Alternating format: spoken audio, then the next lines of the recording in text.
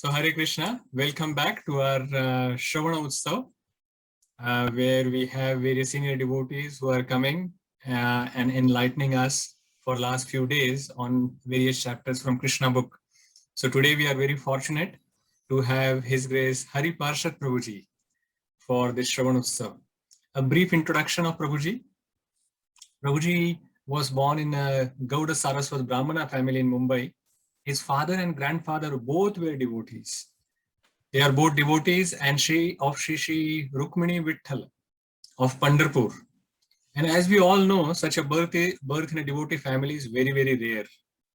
Prabhuji learned Sanskrit in the traditional way in his childhood and was taught Laghu Siddhanta Kaumudi of Pandit Varadaraj. He holds a master's degree in information technology and he graduated in 2012. Prabhuji actually joined ISKCON in 2002 and then became a disciple of His Holiness Radha Govinda Goswami Maharaj. And between 2002 and 2007, he served as a book distributor. He organized programs and seminars for ISKCON Youth in Juhu. In 2007, Prabhuji was appointed as an assistant editor of Gopal Jiu publication. Prabhuji has studied the Ashtadhyayi, which is a complete 4,000 sutras of Panini. He has written Sanskrit verses in the Chitra Kavya style. He has completed a translation with commentary of Bhaktivinoda Thakur's Manas Shiksha in 2015. Prabhuji has compiled the fortnightly e-magazine called Sri Krishna Kathamrita Bindu, where he regularly contributes fresh translations of various Sanskrit verses and articles he writes. He has been member of the Shastrik Advisory Council since 2016. So very scholarly, and I have heard Prabhuji's lectures in the past, and they were very, very insightful. And Prabhuji brings and connects various different scriptures together because of his vast study from his childhood. And we are able to actually get a different perspective of the pastimes that we have heard, because he's actually taking from various different acharyas and creating a symphony out of it and passing it on to us. So let us welcome Hari Parshad Prabhuji by loudly chanting Hare Krishna Mahamantra. Hare Krishna, Hare Krishna, Krishna Krishna, Hare Hare, Hare Rama, Hare Hare. Thank you very much, Prabhuji. Over to you. Hare Krishna, Prabhu. Can you hear my voice clearly? Yes, Prabhuji. Thank you so much, Ambarish Maharaj Prabhu, for kindly inviting me here today to speak something in the beautiful Sravan Utsav. My sincere thanks to all devotees from ISKCON Center for Culture and Education, Wellington, New Zealand, for kindly organizing this entire series. So many senior devotees are speaking. I saw the flyer, and there are devotees such as His Grace Radhesham Prabhu and His Grace Damodar from ISKCON Chopari. So it was so nice to see all of them speaking in this Sravan Utsav. And today I have been asked to speak from the 12th chapter of the 10th canto of Srimad Bhagavatam, which is the pastime of Aghasura. But there is Shisht Parampara. Shisht Parampara is the tradition established by the previous great acharyas that every event should be commenced with auspiciousness. And in order to ensure auspiciousness, there should be Mangal Acharan. So Mangal Acharan means to conduct oneself. And Mangal means for one's benefit. So to conduct oneself for one's benefit is known as Mangal Acharan. Mangal ke liye Acharan. Mangal Acharan. So we will perform Mangal Acharan first. Most of us already know these verses. You can sing along. Om Apyanativirandhasya Jnananjana Shalakaya Chakshurmilitam Yena Tasmai Shri Gurave Namah. Shri Chaitanya Manobhishtam Sthapitam Yena Bhutale Soyam Rupa Kadamahyam Dadati Swapadantikam Vandeham Shri Guru Shri Yutapada Kamalam Shri Guru Vaishnavanscha Shri Rupam Sadrajatam Sahagada Raghunathan Vitam Tam Sajivam साद्वनितं सावधूतं परिजनसहितं कृष्णचैतन्यदेव Shri Radha कृष्णपादान् सह गणललिता श्रीविशाखान्वितांश्च नमः ॐ विष्णुपादाय कृष्णप्रेष्ठाय पुत्यले श्रीमते भक्तिवेदान्त स्वामिनिति नामिने नमस्ते सारस्वते देवे गौरवाणी प्रचारिणे निर्विशेष शून्यवादी पाश्चात्यदेशतारिणे नमो महावदान्याय कृष्ण प्रेम प्रदायते कृष्णाय कृष्ण चैतन्य नाम्ने गौरत्विषे नमः हे कृष्ण करुणा सिंधो दीनबंधो जगत्पते गोपेश गोपिका कांत राधा कांत नमस्तुते तप्त कांचन गौरांगी राधे वृंदावनेश्वरी वृषभानुसुते देवी प्रणमामि हरिप्रिये वाञ्छाकल्पतरुभ्यश्च कृपा सिन्धुभ्य एव च पतितानां पावनेभ्यो वैष्णवेभ्यो नमो नमः जय श्री कृष्ण चैतन्य प्रभु नित्यानंद श्री अद्वैत गदाधर श्रीवासादि गौर भक्त वृंद हरे कृष्ण कृष्ण कृष्ण हरे हरे हरे राम राम राम हरे हरे। चलो प्रभुपाद की जय, कोटि वैष्णव की जय, निताई गौर Premanand. Hari Hari. Prabhuji, maybe your microphone little bit, you can bring it closer if it is possible.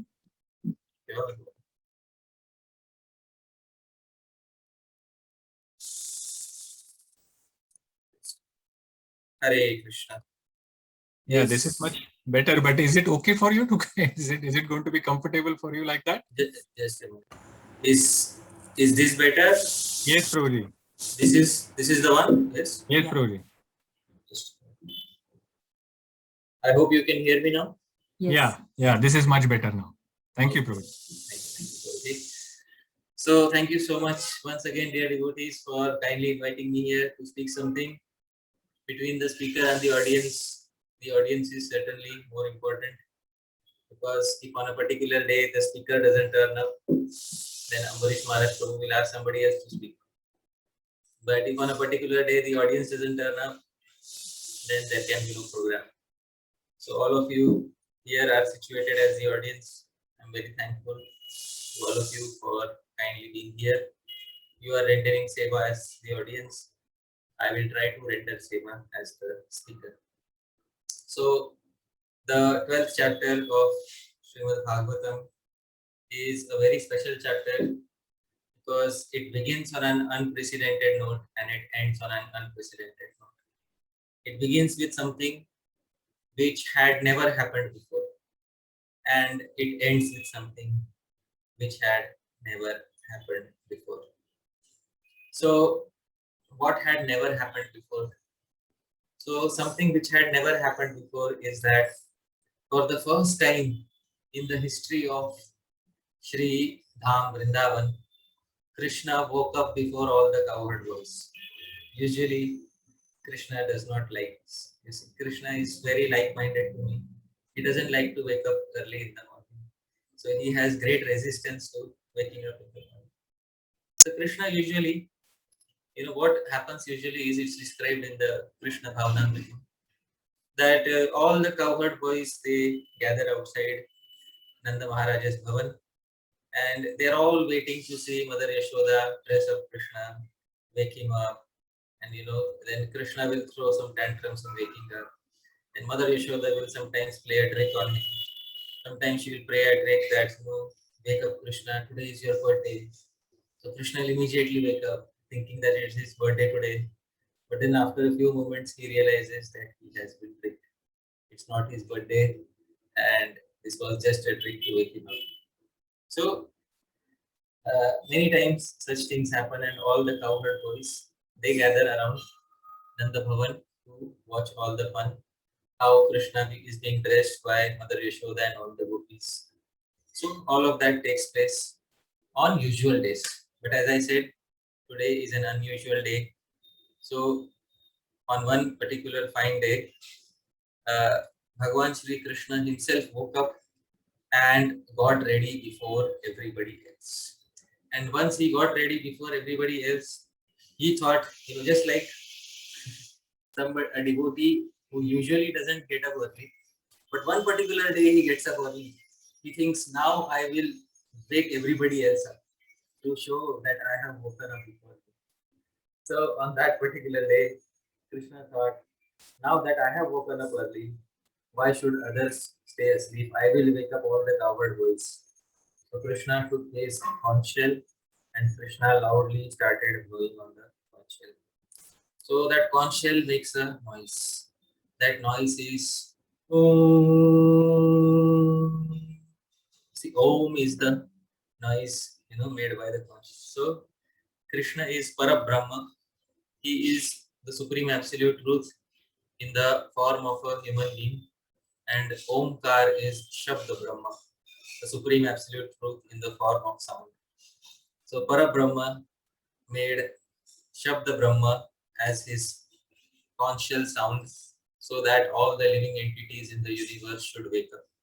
That here is the supreme personality of Godhead. So this is what the Acharyas say, that this is the secret behind Krishna's blowing the conch shell.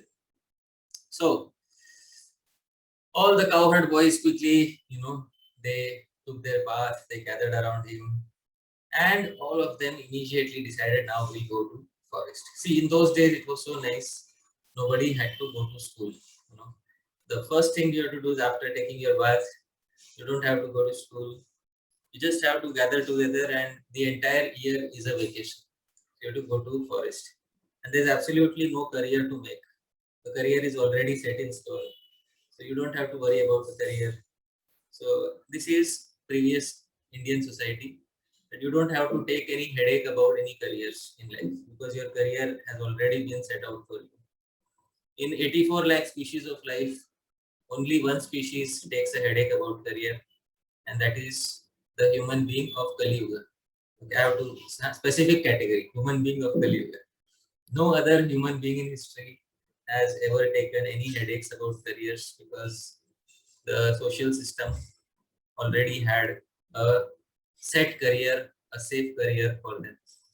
But in any case, now that all of them are ready, so they proceeded to the forest happily, as all the kids, along with Bhagwan Sri Krishna, proceeded to the forest. So all of them appeared as Mani Kanchananya. Mani Kanchan means there is golden beads, and in the center of golden beads there is a blue sapphire. So all the cowherd boys appeared like the golden beads in a necklace, and Bhagwan Sri Krishna appeared like the bluish sapphire in between. And of course, Mother Yashoda had given so many nice jewels, and they had, all the cowherd boys were also decorated with jewels. They all went to the forest, and the first thing they did, they took off all the things, because Krishna did not like wearing all those costly jewels. You have to take so much care of these ornaments. They shouldn't get spoiled. They shouldn't get scratched. The day you get something costly, the first headache is that it shouldn't get scratched. So you see, one of the principles of the material world is, when you buy things, you don't own those things. Those things start owning you. This is one of the most important principles of the material world. You buy a car, it's not that you own the car starts owning you. So this is always been the case with the material world. You buy a rich fancy car, you buy costly ornaments.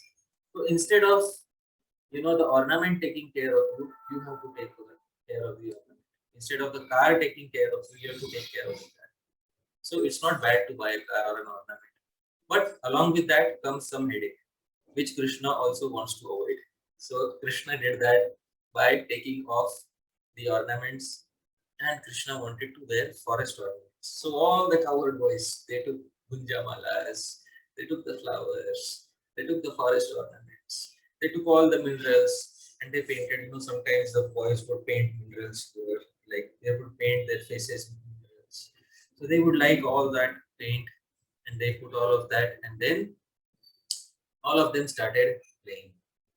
Now there were various types of play which were being played at that particular time. One of the play was to take something belonging to a cowherd boy and to hide it.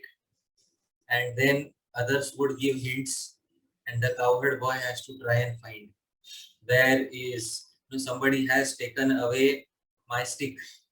Now where is that stick? Now somebody will give a hint.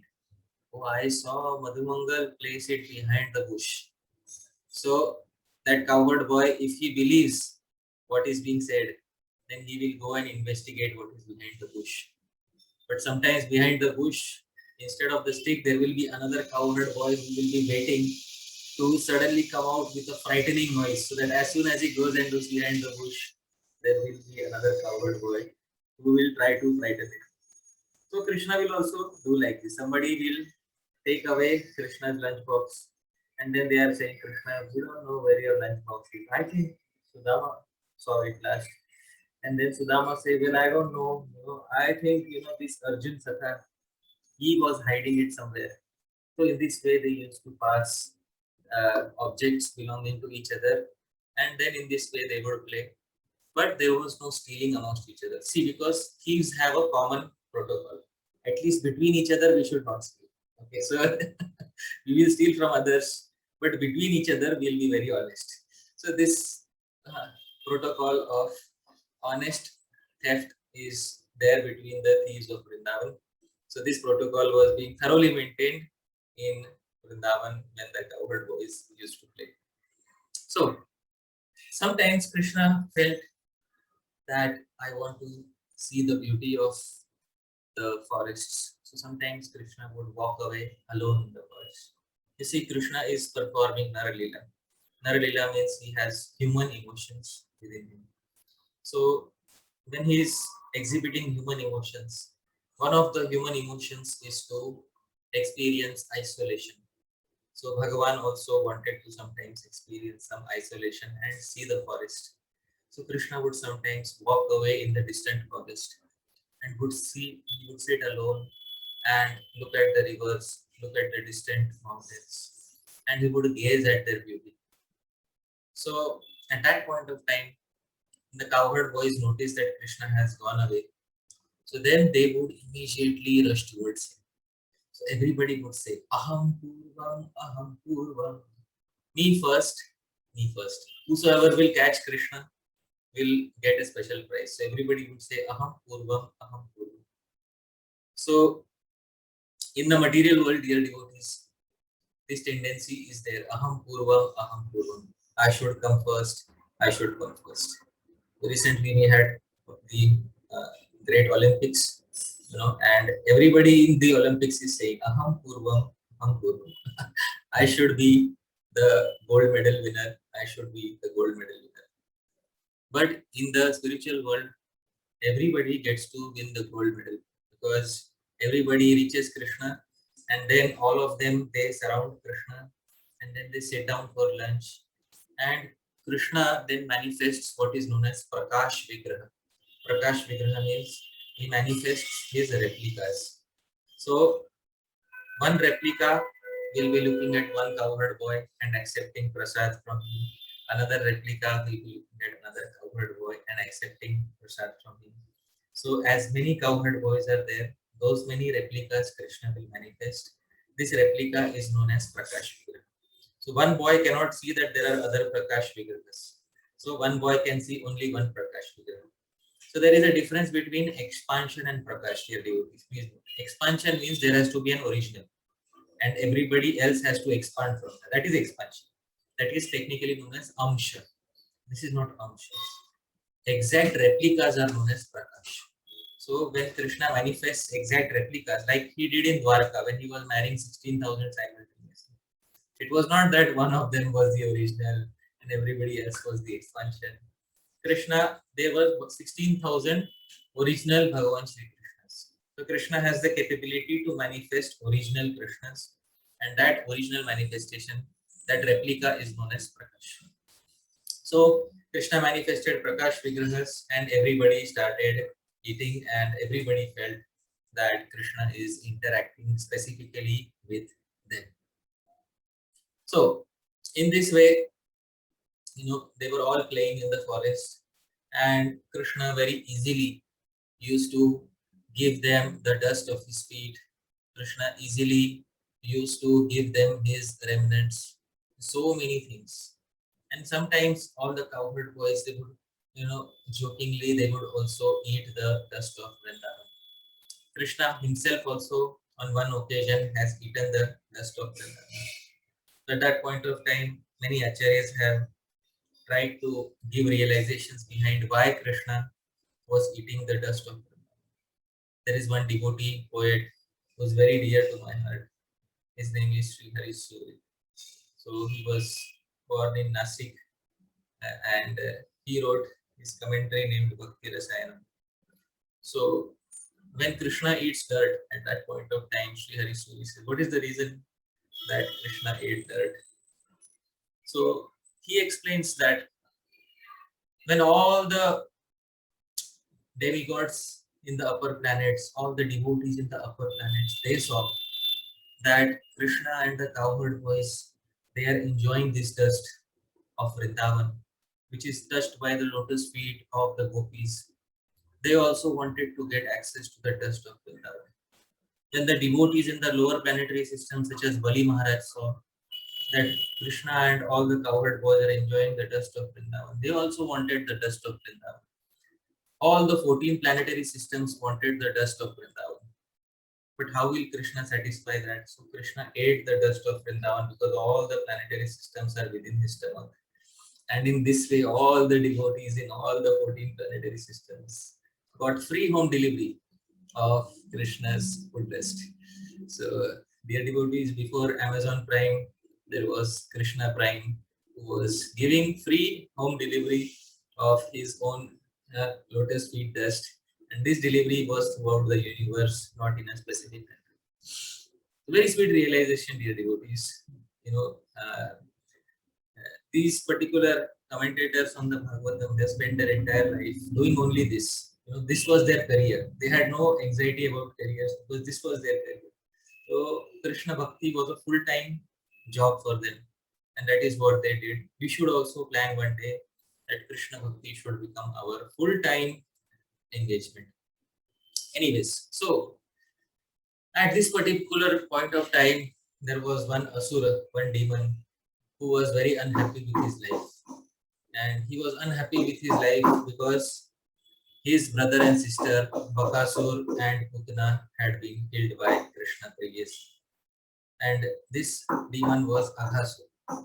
So his name itself was Agha. Agha means, in Sanskrit, Agha means Pap. What does Agha mean? Agha means Pap. Ambarish Maharaj, is there some background noise coming? It's coming from your end, Prabhuji, because everyone else is muted here, Prabhuji. Okay. No. Can you hear some background noise? Or Yes, Prabhuji. Quite a lot. Okay, just a minute. Now, is there a background noise? No, na? No. Little. It is little. It is still there, but little. But you can hear me clearly, right? Yeah. Okay. So, anyways, continuing. So, there was one demon who was very unhappy with his life. His name is Aghasura. So, Aghasura, he was, there is a meaning to the name Agha. Na hanyate bhogam vina iti Agha. He who cannot be killed without bhoga, without eating something, is known as Aghasura. So he wanted to be killed, but first he wanted to eat something. This is how the Acharyas explain himself. And Sri Shukadeva Goswami says, Sukha Krida Vikshana Shama. Sukha Krida Vikshana Akshama. He was incapable of seeing the other boys who play around like this. So, in this way, Aghasura arrived there, and even the great demigods were very eager to see that this particular demon should be killed. Acharyas explained that sometimes in our heart, when we become unhappy by seeing the sports or by seeing the unhappiness of others, we should understand that Aghasur has captured our heart. Because Aghasur had that same nature, that he had become unhappy by seeing the happiness of others. So because he had become unhappy by seeing the happiness of others, therefore, whenever we also become unhappy by seeing the happiness of others, at that time we should understand that our heart has also been overtaken by a demon named Aghasura. And Aghasur had one pratigya. He had taken one vow. Sabalam Hanishya. Sabalam Hanishya means I will kill this demon and I will kill this demon along with Balram. So I want to kill this way. I want to kill Krishna, but I want to kill Krishna along with Balram. So Sabalam Hanishya, I will kill him along with Balram. This is what Aghasur decided.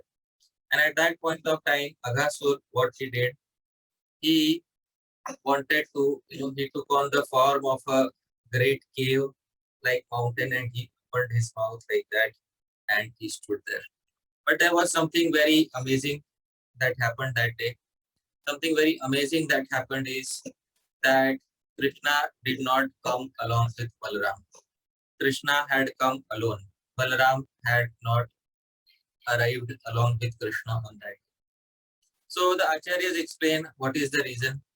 The Acharyas say that Balaram himself belongs to the Prajati of Sarpa. Balaram himself belongs to the Jati or the species of snakes.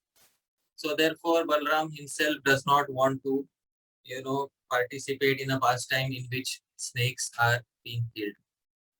And, in all pastimes related to snakes, Balaramji stays far away. Even in the pastime with Kaliya, Balaramji stayed far away and Balaramji simply watched from the banks of Yamuna. And even in this pastime, Sri Balaram was not along with Krishna. So at that point of time, Aghasur had taken the form of Ajagar. So Ambarish Maharaj, do you know what is the meaning of Ajagar? Can you tell me? The big snake. Yeah, Python is known as Ajagar. Originally, the name in Sanskrit is Ajagala, not Ra. Sometimes Ra and La are interchanged.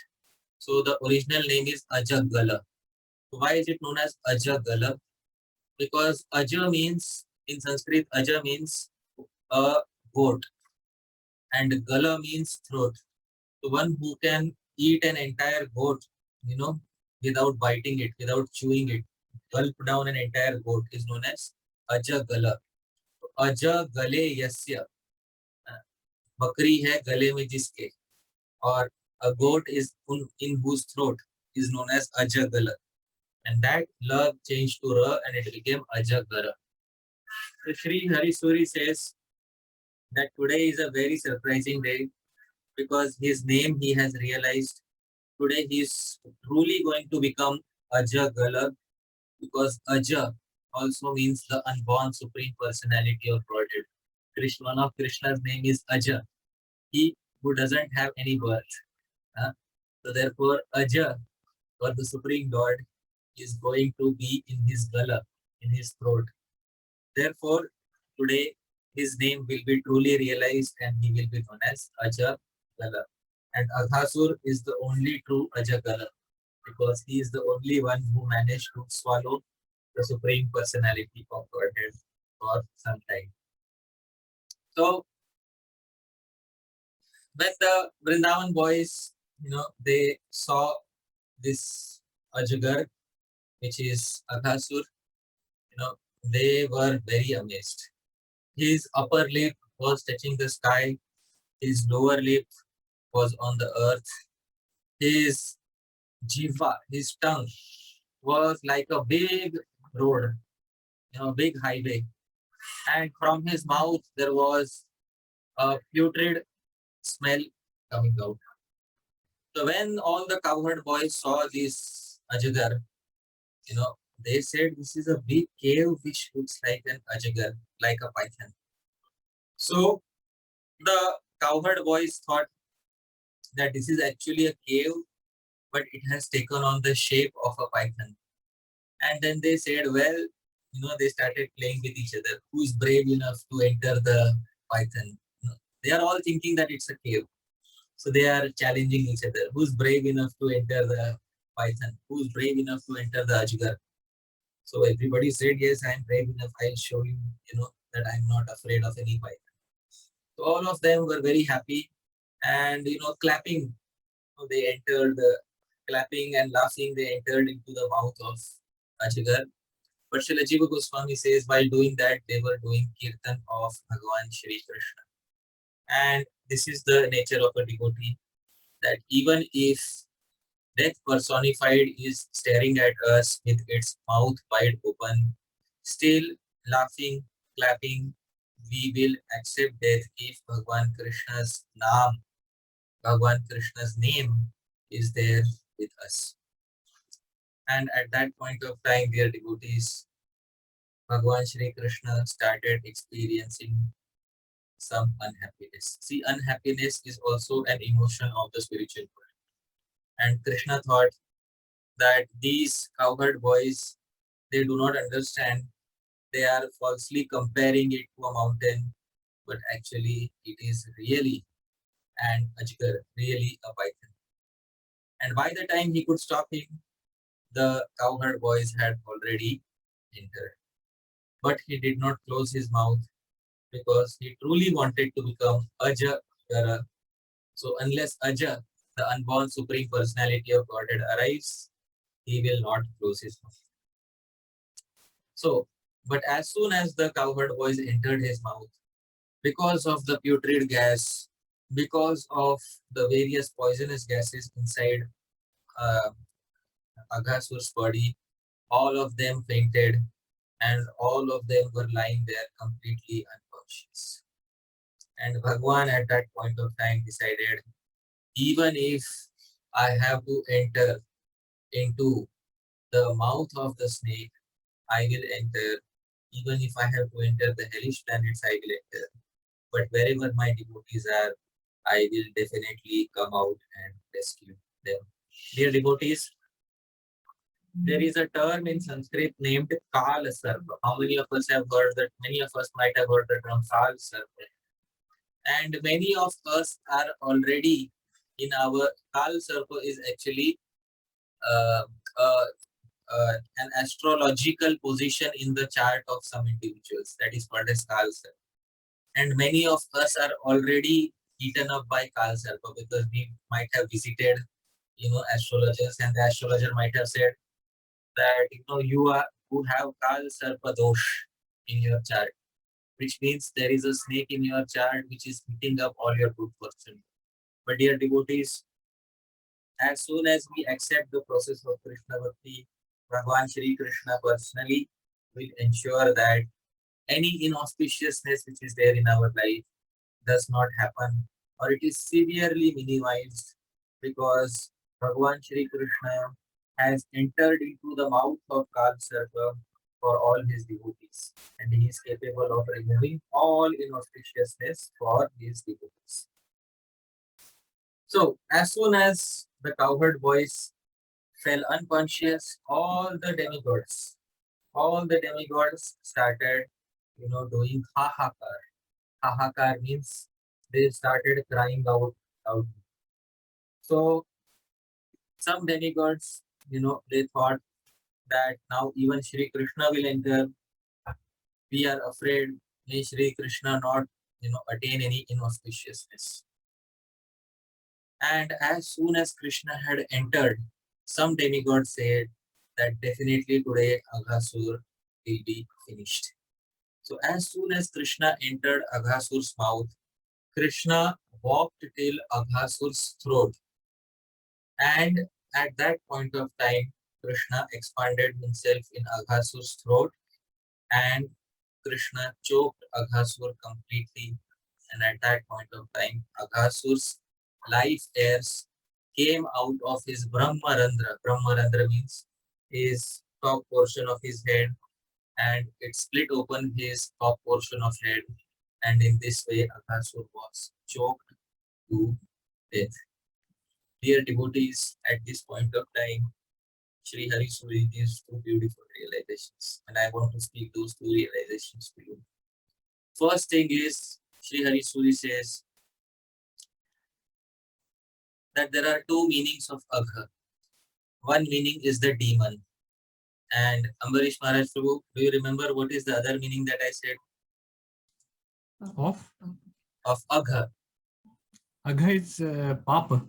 Pap. Very nice. So Agha means the demon and Agha means Pap. So Sri Hari Suri says, forget about Krishna himself. Even if Krishna's name enters into the throat of a person, Agha is destroyed. So what will happen if Krishna personified enters into the throat? Why will Agha not be destroyed?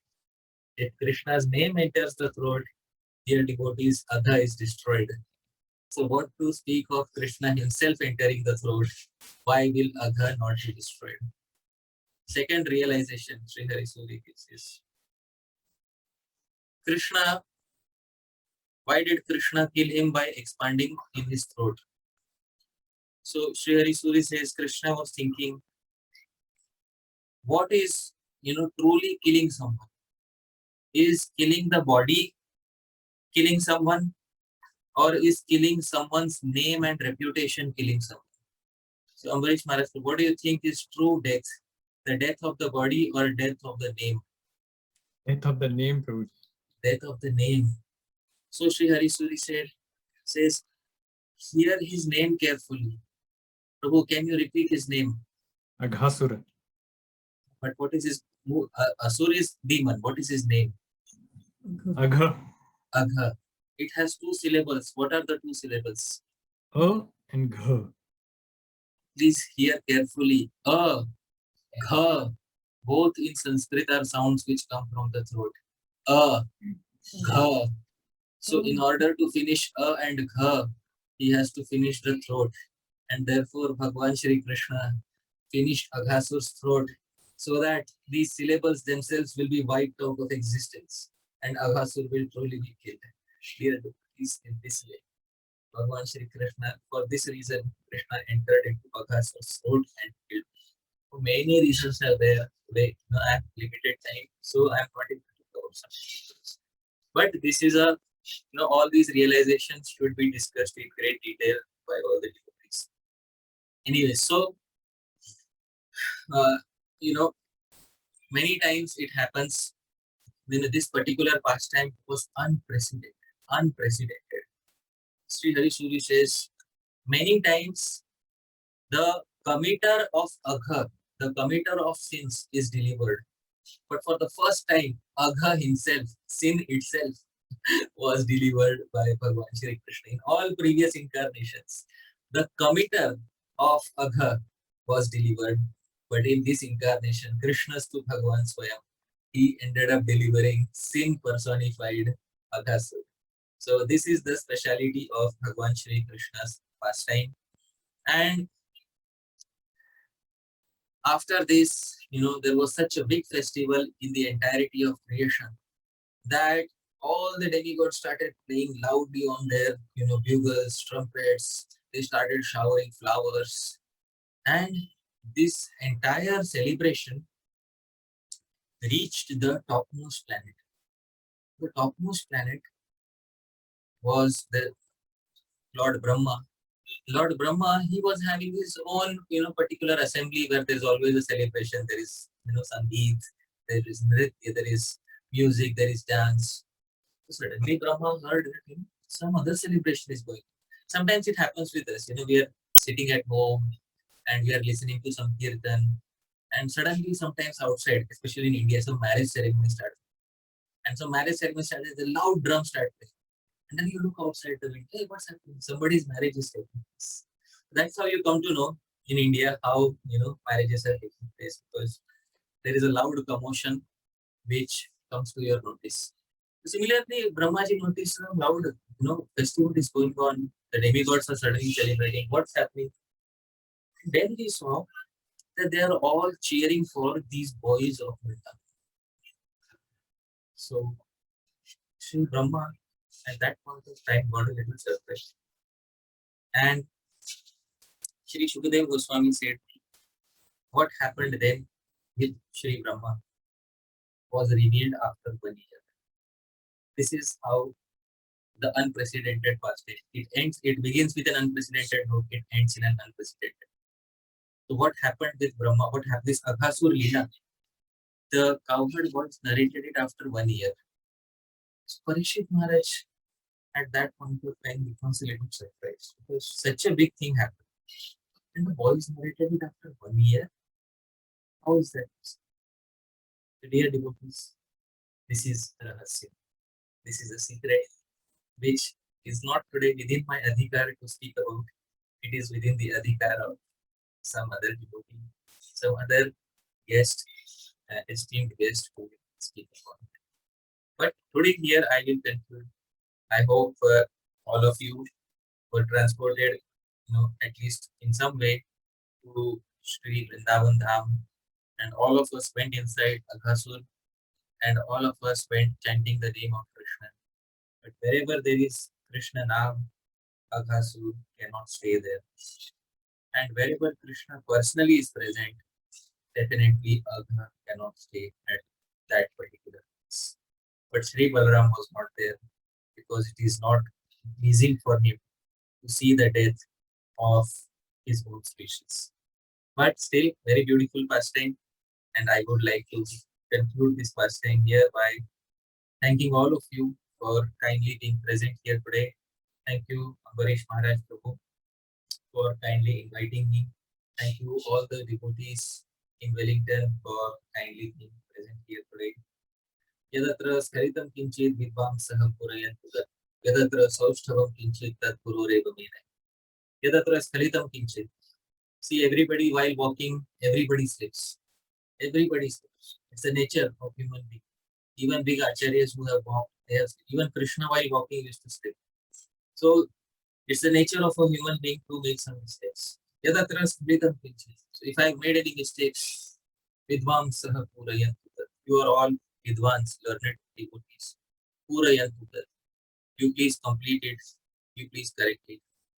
Yadatra saushthavam kinchit. But if there was anything nice, any sentence, any word, any alphabet, any syllable, or even half a syllable, 2 syllables, a and ha, if they were nice, whatever was nice, please remember, tat gurureva mena. It all belongs to my Gurujanas. It doesn't belong to me. It belongs to Srila Prabhupada, my Guru Maharaj, all the previous acharyas. All of it doesn't belong to me. Thank you so much, dear devotees. Jagat Guru Srila Prabhupada. Thank you very much, Prabhuji. I think that was a very wonderful class. When you said that you are concluding, I suddenly looked at the clock and this is already 45 minutes that you have spoken. It just felt to me like 5-10 minutes you have just started, and it seemed that you are going to continue, but suddenly it came to an end. Thank you very much, Prabhuji. Very lucidly you have explained this pastime of Krishna, and the time just flew by.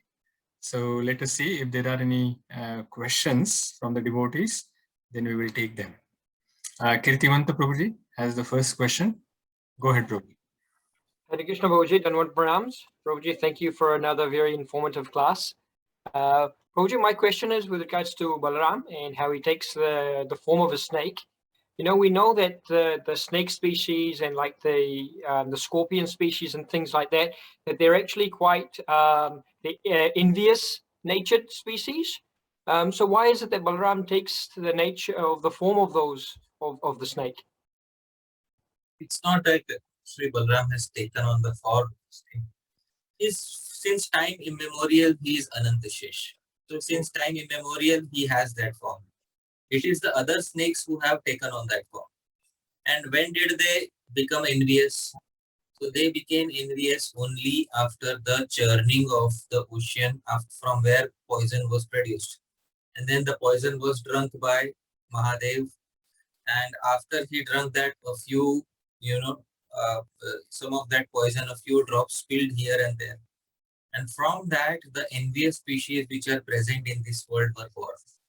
But that enviousness is originally not the part of the original serpent, which is Anantashesh.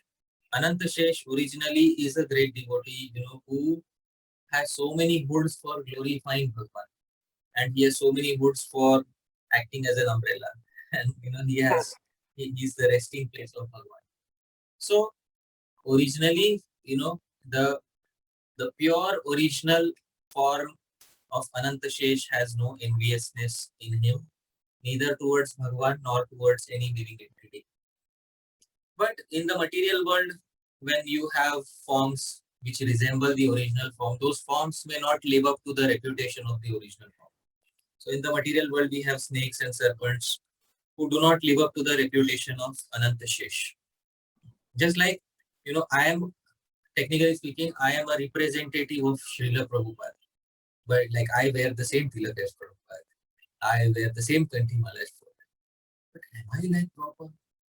You say, I'm very far. It's a big question mark. Somebody will say, is this person truly a representative of Prabhupada? We feel not. So, that's what happens. The original personality, the founder, acharya of any species or sampradaya is always the purest. And others try to live up to, his purity. Similarly, Shri Anantashesh, is like that. But others may not live up to the qualities and reputations of Shri Ananta. So I hope that this clarifies what you have to. It does. Thank you very much, Prabhuji. Hare Krishna. Hare Krishna.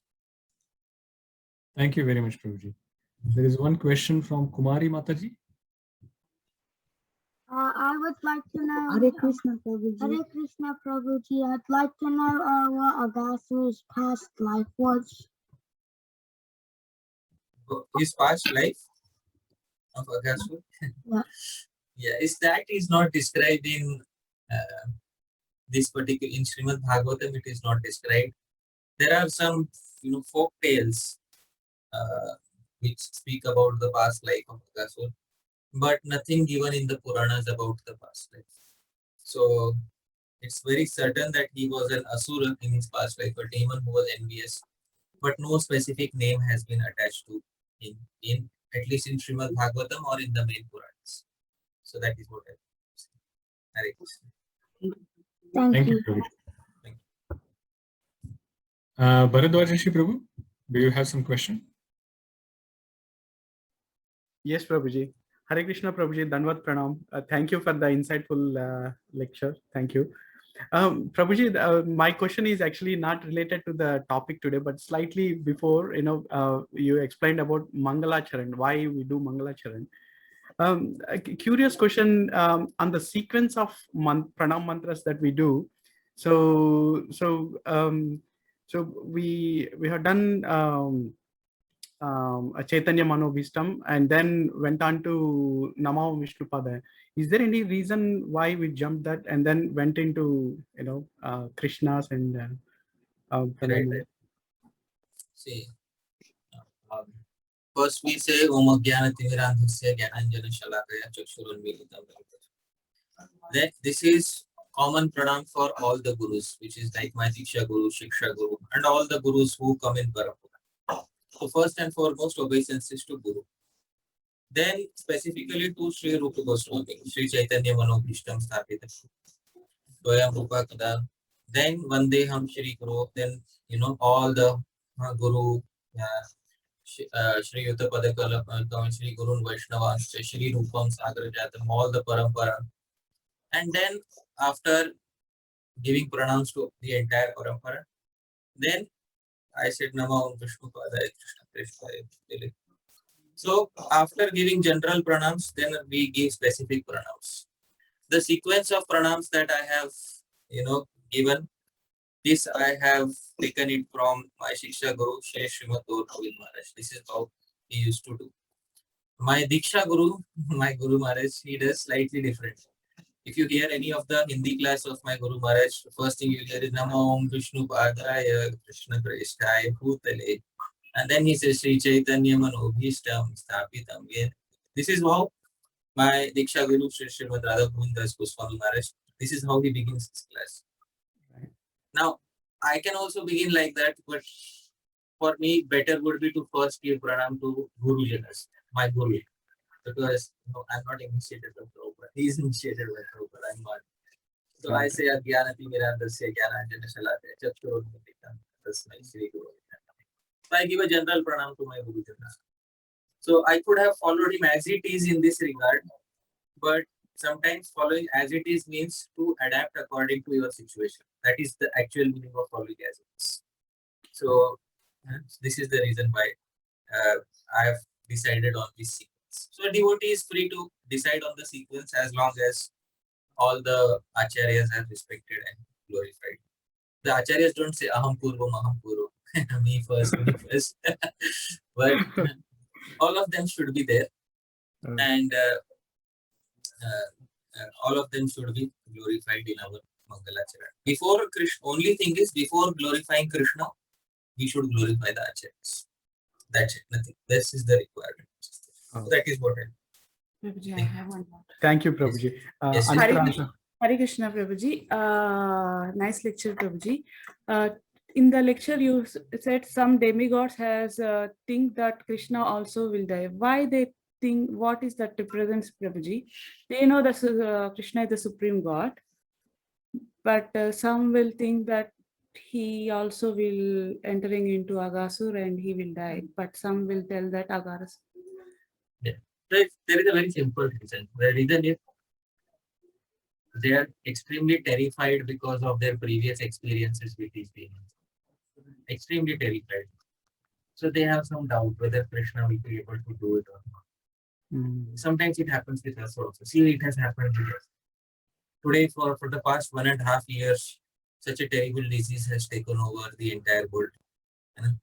And sometimes devotees feel, sometimes devotees think, well, why is Krishna not doing something about it? Krishna wants it immediately, in one day it will end, right? But sometimes devotees harbor some doubt. We think Krishna is not doing anything. We feel like this. So with a simple disease, we get some doubts. Imagine with experiencing big demons troubling all the demigods. Definitely they'll have some similar doubts that we are not sure about this. Doesn't look so good. But having a doubt is not the same as becoming ashraddhalu, becoming unfaithful. So they have a doubt, but they have a tinkling of faith. Maybe it will come in our favor. Maybe Krishna will come. So that is what keeps them. That is what makes them devotees. Although they may have some doubts, but still they are very favorable to Krishna. And this favorability towards Krishna is what makes a devotee. Anukulyane Krishna Shila. This is the most important condition of bhakti. That one should be anukul towards Bhagavan. And even if Kamsa is free of doubts, even if Kamsa knows that Krishna is going to kill this demon, but still Kamsa is not counted as a devotee because he doesn't have favorability. So even though a devotee may have certain doubts, but favorability is what matters more. So I hope that is satisfactory. Okay, Prabhuji, thank you. Yeah, thank you, Prabhuji. Thank you, Prabhuji. Prabhuji, I also have one question. Yes. Prabhuji, in the beginning, when you were explaining when Aghasura came, you explained that he is representing envy. Because when somebody is becoming happy, like all these Krishna and his coward friends, they were happy, and looking at that, he was unhappy. So, and you mentioned that he is representing, like we also have in our heart similar anartha, at least I have. So how do we actually get rid of that anartha, that of envy from our heart? So how do we get rid of envy within our heart? Envy basically is to see the sampat. Sampat means to see the prosperity of someone, any sort of prosperity of someone, and to desire it for oneself, but the inability to get that for oneself immediately. That is what it is. Basically, this is what it is. So the true remedy for envy is to become a devotee and take on the character of a devotee. Why? Because a devotee, he remains happy even if he does not get something which he desires. This is a very important quality of a devotee. Very important. See, in the material world, sometimes people don't get what they desire, and that immediately leads to unhappiness. But a devotee, his nature is not like that. devotee means first thing is sacrifice, and he is willing to compromise some happiness. This is the nature of a devotee. Sacrifice and compromise is an integral part of his character. And whenever a devotee doesn't get something, the devotee simply says, Sri Krishna Padam Astu. Okay. If I am not getting it, let Krishna get it. Okay, let Krishna. So the devotee's heart is even bigger than Krishna's heart in this regard. A devotee, he is willing to dedicate everything. Is Krishna willing to dedicate everything to the devotee? The answer is no. But is the devotee willing to dedicate everything to Krishna? The answer is yes. So the devotee's heart is much bigger. And therefore Krishna also aspires to come as a devotee, as Sri Chaitanya, to experience that selflessness. So there is a very nice verse in Shastra which speaks about this nature of devotee. I will point out that verse. Srila Bhaktisiddhanta Saraswati Thakur used to often quote this verse. This verse is quoted in the purport. If you can give me screen sharing, I will show you this verse. This verse is quoted in the purports to Srimad Bhagavatam 11:249, and this is originally from Bhakti Rasamrita.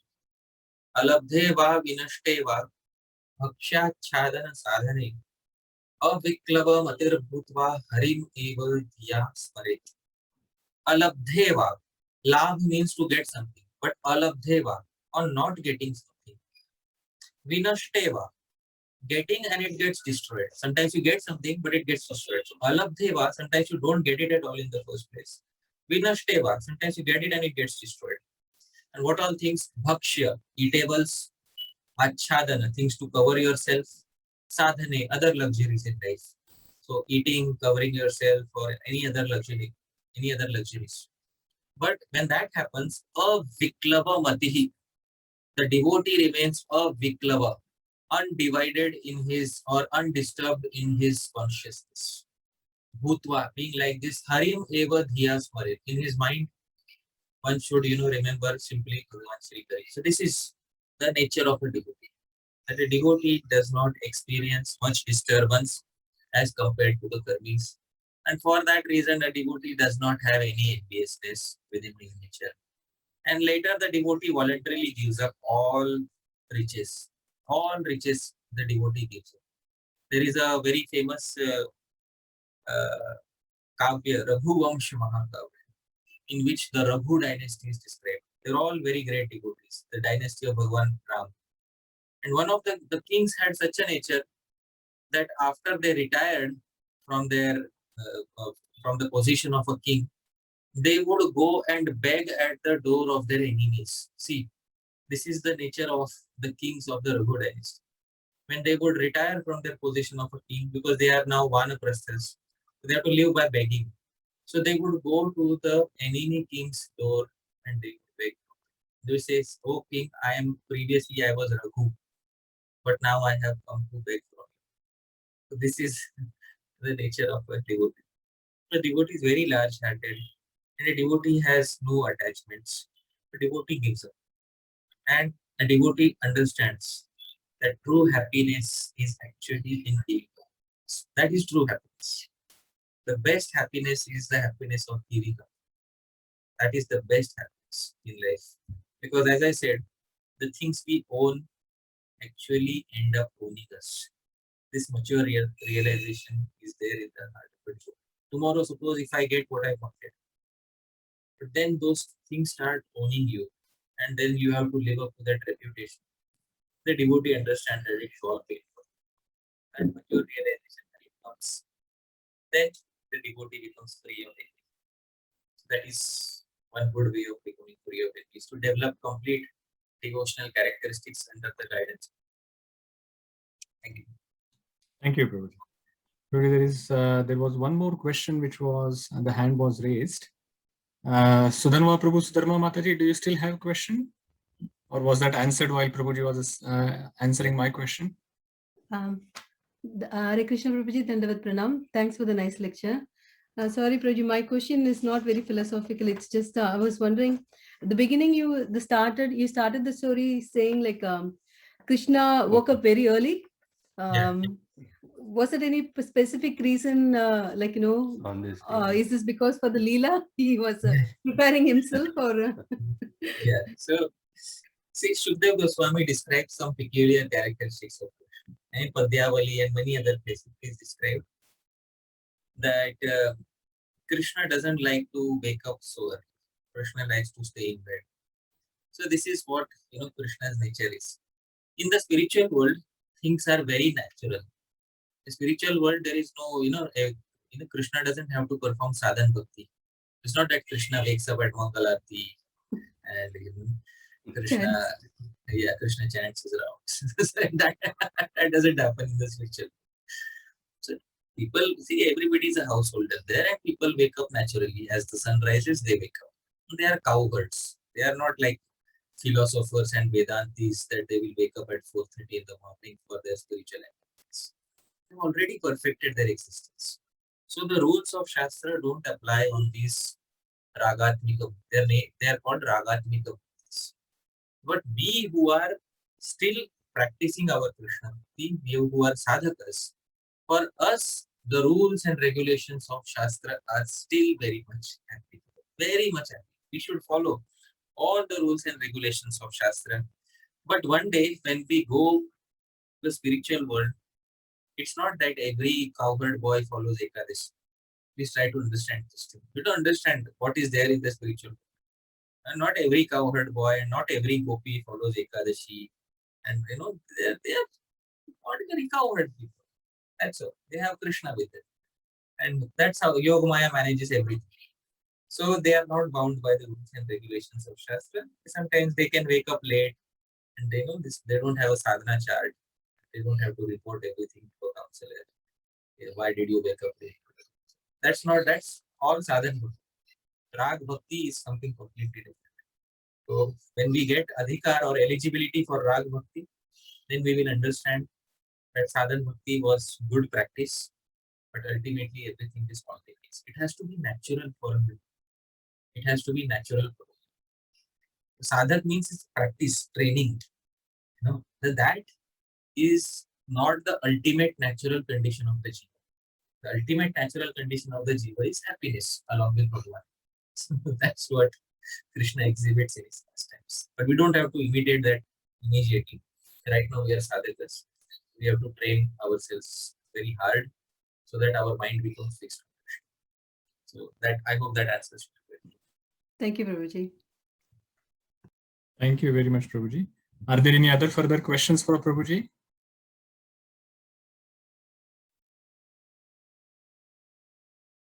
Okay, I think all the questions have been answered now. Thank you very much, Prabhuji. I think the class was very, very wonderful. And personally, I felt that not only the class I was observing, but I could actually see that you were also relishing the Leela.